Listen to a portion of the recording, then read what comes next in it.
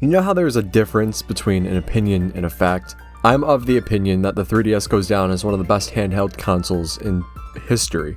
It's a real novelty of its time. It's a wonderful and robust little handheld unique for its 3D screen display. It's everything the DS lineup strove to be and even more. The game library alone has enough time-worthy titles to keep you entertained for literally decades. It's seen its fair shares of highs and lows, but the 3DS was a wonderfully strange console, and with it came some wonderfully strange games. Ocarina of Time and Majora's Mask 3D, Metroid Samus Returns, Mario Kart 7, it just goes on and on with all of these big name titles. But no big name title to come to the 3DS was as strange as Metal Gear Solid Snake Eater 3D, in my opinion. See what I did there? What's up? I'm Jake. I'm not going to waste much time, I want to get into it, but I do want to note first that, yes, I'm working on a real MGS3 essay that'll come out 2 weeks after this one, and while that one is a real deep dive for me, I did want to visit this game specifically to talk about it in its own right. Second, the three of you that follow me on Patreon definitely saw my post about writing an MGS1 essay. But when I was writing that, I was playing Snake Eater in my free time, and then I was like, it would be way cooler to write an essay on this first. So I'm doing that, but wouldn't you know, in my free time I've been playing the 3DS game, and I gotta say, having played the HD remaster and the 3DS game back to back definitely tickles this funny little spot in my brain. So, essay later, but for now you get the Crazy Jake Yap Sesh. Where to start? I don't know if this is really a port or a semi-remake in its own way, but as far as the wikis can tell me, it's kind of, sort of both, but not really. Now it does seem like a port, but also it was dolled up in a way to utilize a lot of the 3DS's features, and that's something I can really appreciate about this game. I know a lot of Nintendo first-party titles tend to take the cake in terms of using the hardware gimmicks on their own consoles, even if there were some outlier third-party titles, like Zombie U by Ubisoft on the Wii U. But the same thing could, I wouldn't say to the same extent like Zombie U, but the same thing can be said of Snake Eater 3D. Besides using some more basic features like the gyroscope, the touchscreen usage, and the 3D effects, it goes out of its way to characterize itself in small ways. And the most prominent feature, I think, would be the photo camo. The Nintendo 3DS comes with a camera, and I can't quite say that any of its iterations ever really needed a camera. What was the DSi doing? But it goes back to what I said about this being wonderfully strange. I feel like that the DS lineup was constantly looking for just a way to shake things up, to innovate and be it's cool own little thing, and Nintendo released it. And eventually it just, I guess, camera was up sooner than not. And I wouldn't say that it was a waste of time. When I was 8 and I got a DSi for my birthday, I spent so much goddamn time on that stupid picture mode. I would have to constantly empty my SD card because I filled it up with pictures that I would just go in and fuck with on the photo editor. But outside of that, to my knowledge, no DSi games would ever utilize the camera, not even pictures. And if I'm right about that, then I think this was just because it couldn't do that. You have to close the game and go to the camera. There were two separate things, you know what I mean? There wasn't so much crossover. We just didn't have the technology for it. But when the 3DS came around, this was the biggest and best iteration of the lineup thus far. Of course it was going to have the camera. It's carrying it over from the DSi. Why wouldn't it? It just wanted to move away from being a Game Boy Plus. The dual screen thing was already crazy, and it was just becoming a more, how do I say this? Robust console, I guess, but it was still kind of just play your DS game. You know what I mean? I'm not choosing to play the DS over my PS3 if they're both in the same room. At least I wasn't, right? But the 3DS was a lot different. It was moving away from that Game Boy-esque thing and kind of into, I would say, just broaching console territory. It had its own eShop, a customizable home menu, you can get your backgrounds, you could do, there was, what is it? I can't believe I'm forgetting it, Miiverse. Wow. Rest in peace, Miiverse. So there was like the social interaction there. Like it was more connected to other people that had 3DSs. Remember, you could close them, like put them in sleep mode and walk around. And if someone walked by you with their 3DS in sleep mode, you'd like get them in Me Plaza. Like there was just so much that this thing could offer when it was at the height of its relevance, when people were regularly bringing out their 3DSs. You do it now in 2025, good fucking luck finding a street pass, dude. But more importantly, the 3DS was definitely moving towards being worthy of your time over the console in your living room. And this was quite apparent through its utilization with the Wii U, and a lot of games actually had very distinct overlap.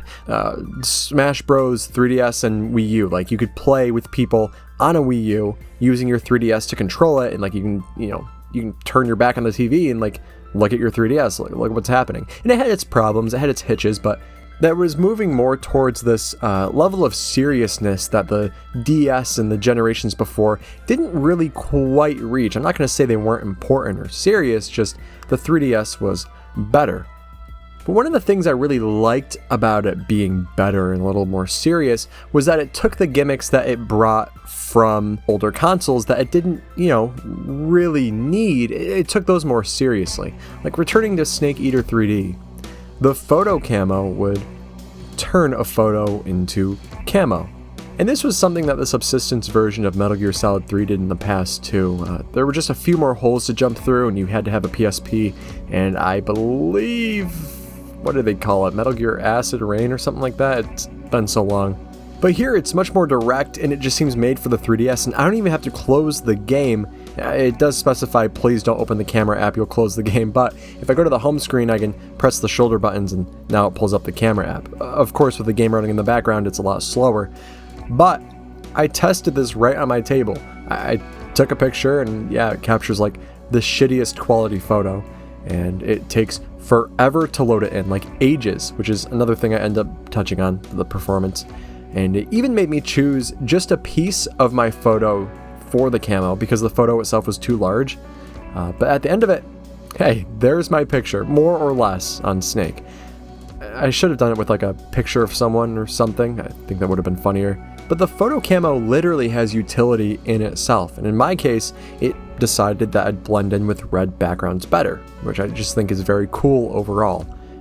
Definitely unique customization options for the camo, which I don't think any other MGS game really has, besides, like I mentioned, Subsistence.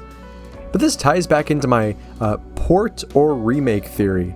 If I had to guess, like I'm not gonna say it's a remake. If I had to guess, it's a port, right? Specifically a Subsistence port, for those of you who know, but in its own right, it's not really. It looks significantly different than any other rendition of Snake Eater I've seen on other platforms, and it plays much different. And it even has these extra features and gimmicks in here that definitely required extra coding and re-optimization changes to even fit this thing on a 3DS. Just to cover a few more changes in this release alone, let's rapid fire some of them. The radio screen is now black and white compared to the green monochrome from every other entry. I can kind of get with it, and I really don't mind. I liked the green monochrome a lot better, and I think it would have benefited, but I do see what they were doing with the black and white, and I think it really just looks cool in its own right, and it does capture the spirit of the original in terms of using the codec. The amount of food you can carry is reduced. Some weapons and equipment descriptions were altered, mostly to align with the gameplay changes on the 3DS in mind, but the wiki tells me that the camera item in the 3DS version was specified to be military grade, which it wasn't in any other version previously, so interesting. There's a gunshot when starting the game on the title screen that wasn't seen in any other version. Affecting enemies in any way would pop these like red or blue circles around them depending on whether you were stunning or doing damage. I do think this is another cool feature, and it definitely helps define this game as a modern, cramped way to play MGS on a Nintendo handheld, even if it does slow down the game a lot when it's happening. And there were some other changes, partially influenced by the release of Peace Walker and MGS4. The changes don't really mean anything to me other than this game was altered a bit, and coming to the 3DS I kind of expect that. I still checked out some things that I was worried about. You can cause a time paradox by killing Ocelot in the beginning. You can still tune in and listen to the healing radio. It's small stuff that maybe some people wouldn't ever know about. But it's respects like these that still make it feel very much like the original game, even if they're pretty inconsequential. I'm just saying I would have been sore if it wasn't so intact, even with the alterations I'm going to be delving into. First, I do want to note a couple of fun Easter eggish things. I've never had to say this word out loud, so bear with me. The keratin frogs that you can shoot around the map were replaced with little Yoshis. It's cute, and I always appreciate a neat nod to a non-Nintendo game being not only placed, but respected enough on the platform to make it feel like it's a part of the family. The family of games, I guess, in this sense. It just feels like they really wanted to give it a home on the 3DS.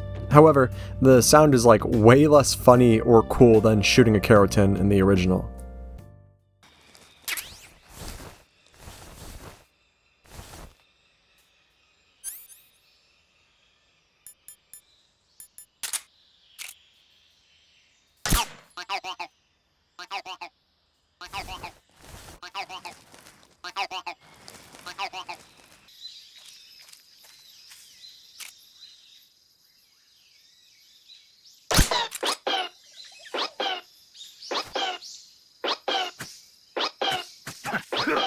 Also, there's a magazine in Granini that was replaced by an issue of Nintendo Power featuring Naked Snake. And I already loved the nods to Game Informer and other magazines like it in the HD remaster, so this was a cute little cherry on top. Not like I got footage of that, truth be told, Citra keeps crashing when I try to load my save after doing Virtuous Mission, and I'm pretty early on in a hard mode playthrough in my gameplay here. I've only ever done one full playthrough on the 3DS before, so here I'm not as far as I'd like to be, and truth be told, I think I'll only ever need one full playthrough in my lifetime, just for the novelty. But a lot of the reason I feel that way comes down to the gameplay and the controls themselves. And I'm sure I'll say this again, this game feels like it takes MGS3 and has you approach it from a slightly different angle. It's like I'm playing a parallel version of MGS3. Do I talk about the visuals or the controls first? God damn it. Okay, so MGS3 has a lot of controls. There are just a few more controls than there are buttons on a controller, so some of them have to be pressed simultaneously to activate different things. In 3HD, you can peek in first person, but that means you have to hold down a button to be in first person, even if you're already prone and in first person anyway. But doing this, you can kind of stand on your toes and shoot with a little added height. But that meant I was pushing R1, R2, and L2 all at the same time. And then I'm aiming and using square to shoot. So at its most intense, you could have to manage several buttons at once. Granted, it's not always like this. You don't have to play like this. There is a level of a pro skill you can utilize if you want, but it's not exactly necessary. However, the 3DS has a few less buttons than the average controller, even for its time. A lot of the usual controls were placed on the D-pad, that is your reload/interact, your CQC options, your item and weapon, and even your stance. All of it is put here. And I do find this to be very charming that it's on the D-pad, even if it's not as fluid as a controller. I guess just popping up on the screen with a little D-pad prompt feels cute-ish, even if it can be a pain in my ass. But noting the stance, you can actually crouch walk in this game. And that's very interesting because Snake Eater on other platforms doesn't let you do this. It does, the idea of crouch walking does go back to Metal Gear Solid 1, in that there was plans for it, and there were unused assets for crouch walking in particular, but we didn't officially see it until the 4th game. And in the 3rd, you could crouch, sure, but moving while crouched forces you to go into prone. So it's either walk or prone. And crouch walking isn't even the most interesting addition. All of these were tied to the D-pad. And in the same breath, that's partially because your 4 A, X, B, Y buttons are replacing your joystick. Yup, you need to use these buttons to aim. And there's a way around that. You could use the Circle Pad Pro tool or a new 3DS because they both add another joystick, but I don't think this was exactly something that was going to sell millions of Circle Pad Pros, and the Nintendo 3DS, like the stock 3DS, just came with the one joystick on the left, the Circle Pad, I guess. And mind you, this game came out almost 3 whole years before the new 3DS was launched. So it was made for this system that I'm actually playing it on specifically. And for better or worse, full camera directional control was reoriented to compass rose control. That's 4 less buttons that can be tied to certain actions and less control over the camera. And also, there's no L2 or R2, and there's not a button to reorient the camera behind Snake either, because it's being taken up by something else. Now, I will say that the camera itself is kind of, it's held back in some ways that make it more of a challenge than I think it was supposed to be. I don't really want to complain about it, but some things were really hurting my gameplay. Like first, there's a noticeable lag between pressing the button and moving the camera. And I think the camera might move on a non-linear curve, which I can appreciate, because when you need fine precision in a game like this, tapping the button barely moves it, right? I do feel like over-aiming was a problem that was taken into consideration, and maybe they felt like under-aiming would be less of a problem. But I definitely don't enjoy the laggy feeling it brings. And it also seems kind of janky to do more than walk and move the camera at one time. Like in situations where you would end up having to do more than one thing, it would just be really wonky. And remember, there's not a button that pulls the perspective behind Snake. So I do have to move it myself if I'm going to take in my surroundings. And doing that while trying to perform certain maneuvers at the same time just makes it look like I don't know what I'm doing. However, aiming itself was overhauled. On the touchscreen, I can choose between a first and a third person point of view when I'm aiming a gun, and it does feel pretty considerate of them to add, because the small screen and the narrow FPV can tend to get in the way. You know, you're not playing on a big TV anymore. And the 3DS's top screen ratio isn't the same as a traditional like 1080p ratio, the 4:3, or is it 4:3? I don't care enough to actually fact check that. But there isn't a first person button either, so you have to aim first and then manually press the FPP or the TPP option. But you can still use third person, and to some impressive extent, I must say.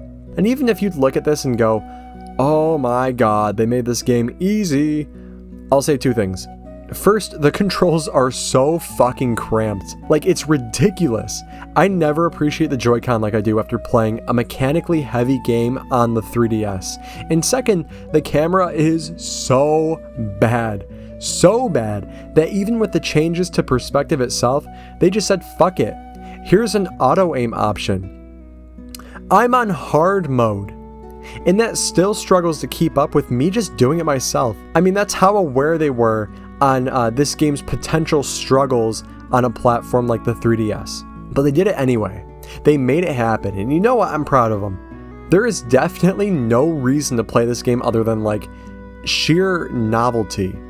But I'm a sucker for novelty, especially when it's like something as big as Metal Gear Solid working on something as cool as a 3DS. So, you know, do whatever it takes. This was like never going to happen again. This was a product of its time. I'm talking about it in 2025 because I at least want you guys to know about the game, because, like I said, why would you play this? Anyway, tangent aside, I'd like to move on to the graphics, and this is where, for me, the game really sets itself apart from some of the other ports. That's kind of why I can't tell what kind of redesign this game is. And I should note that I do like the original PS2 version, but the HD remaster of MGS3 came out a year before Snake Eater 3D. And the HD remake is just my preferred way to play, and to be honest, I do think it's the definitive edition of the game. Granted, there are still differences between versions, and we lost Metal Gear Online for this, but, you know, look. Even today, the HD version is on the Switch with legitimately normal controls, so if you wanted to play MGS portably, that's like the better of these 2 options because it comes with the other games, or like some of the other games anyways. Even if the Switch burns a circuit just trying to run MGS3. That's why I said all that stuff about this game fading away, because there's just less and less of a reason to really play this one. But even so, it marks itself as a more unique entry because look at Snake. He's so much different. I can show you his face side by side, I can overlay 2 cutscenes, I can do anything. But the textures definitely seem a little touched up and somewhat redone to some extent. Snake's eyes are like a scary blue. You know when you see someone with eyes so blue, it's like, ugh. And although the cutscenes are identical, he kind of resembles like a different snake. Like the difference between a coral and a milk snake.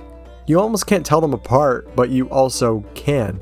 I mean, even the grit and the filters aside, this legitimately looks like a slight upscaling of Subsistence to look almost better, and maybe better in some rights. It did come out after the HD remaster, so this, you know, might be the closest we ever got to a remake until this year. That's like a half joke. But I really do enjoy the way this game chooses to portray itself. And look, it doesn't always look so good. Some scenes that I didn't really get a chance to record tend to look very different just with everything going on, like on the textures and the lighting, the rain, etc. Specifically out here, I'm thinking of Snake running into the boss at the opening of Operation Snake Eater. I remember that cutscene I just played it the other night. It looked very just off, or like a little awkward. But I do think a lot of the other characters look mostly similar to their counterparts in other platforms, but even then, there's just something about them that I can't really put my finger on. But I'm sure you understand me. Lastly, I would like to talk about my performance issues, and this isn't me critiquing its performance more than I am just amused by it. Because like, come on, this is the 3DS we're talking about here. It's a relatively weak console, all things considered, but it's also a powerhouse in that regard. Because taken seriously, the 3DS got an overwhelmingly excellent slew of games, both first and third party, that knew how to work around or even utilize its limitations. And in the end, you're still getting a substantially more well-rounded experience than you could find in almost any other handheld at the time. So I kind of know going into this that there's going to be issues. It's obvious enough when Citra's compatibility reader with the game says bad, even if that's an emulator and not the actual console. I know the difference between the two. And I meant to say this a second ago, but on Citra, I was very impressed with how well this game actually looked. Like the game window wasn't in full screen, but it was definitely like 3 or 4 times the size of my actual 3DS screen. And for those of you who don't know, the 3DS's screen size directly impacted the resolutions of its games. Like it's a pretty small resolution. So if I were to boot up Majora's Mask or Theater Rhythm in the same way and then pull it up to like have a wide screen, there's just a glaring drop in quality as the window size gets bigger. But I found Snake Eater held up surprisingly well. Even just like in this video now, I'm not sure what your quality or standard for footage would be, like in terms of resolution, but playing it, I was like, damn, I think this is the coolest I've seen a 3DS game look on an emulator like this without like some HD texture pack from some Reddit forum, you know what I mean? Snake Eater on this thing, both on the emulator and on the handheld, held up particularly well in terms of the graphics department, and I found it to just be a really impressive experience, even if it wasn't the smoothest experience. On my 3DS XL, I'm sure it's hard to see what I mean, but it was laggy AF. And I do think my 3DS is showing its age here, you know, but on the emulator, it ran weirdly slow at the regular emulation speed, so I had to speed it up to 115%, and when I did that, I found that the lag and the slowdown in the spots they were happening was near identical to what I was experiencing in handheld. I'm making that connection because I do know that emulation and the hardware itself are two different animals trying to do the same thing. And this game's file size is already beefy for an average game on the 3DS. It clocks in at about 2.5 gigabytes. And in 3DS terms, that's pretty substantial. That's large. That's just so much more shit for it to have to load and more memory for it to comb through. So I plugged the correlation because it seems to me that the things I'm talking about feel a lot more like a problem with the game itself rather than a problem with a platform.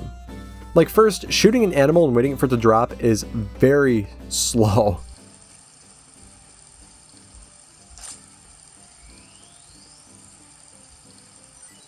I mean, come on. It's hilariously slow. It's the same deal when you pick up and drop a soldier, so I think it struggles to load in whatever object it plans on dropping for you. Frame rate and freezing are some obvious issues, lag, shitty controls, shitty camera, and for the cherry on top,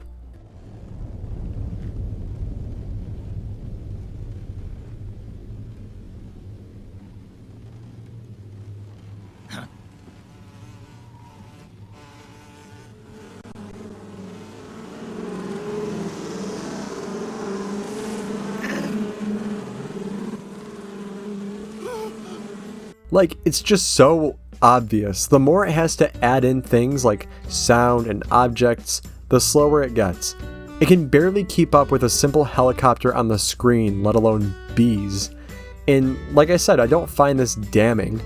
It was just really, really funny every time I saw it. Not like you could tell by the tone of my voice now I'm tired, it's been a long night.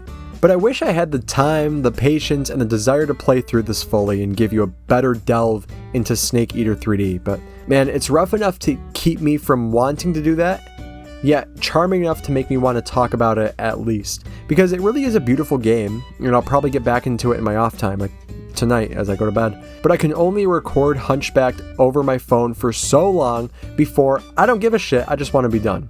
So I hope this was informative of Metal Gear Solid 3D, and I have enough love for this version that I want to talk about it. It's small things like these that are someday just going to fade away or become so niche that almost nobody knows about it. I do wish I could honor this entry in the way it only like 3/4 deserves, but who am I kidding? Neither you or I care about this port enough for it to be truly necessary. Like, if you really want, just go play it yourself. But if you come from the future and you were interested in this because of my MGS3 video, then I want to thank you. And I hope this scratches that tiny crease in your brain like it did mine. And if you're seeing this first, then yes, I talk about MGS3 in more substantial ways beyond this one. If you're interested, your call. I guess just thanks for letting me shoot the shit. I just needed a break from all the writing. I guess I'm a natural born talker. Or a time milker, you choose.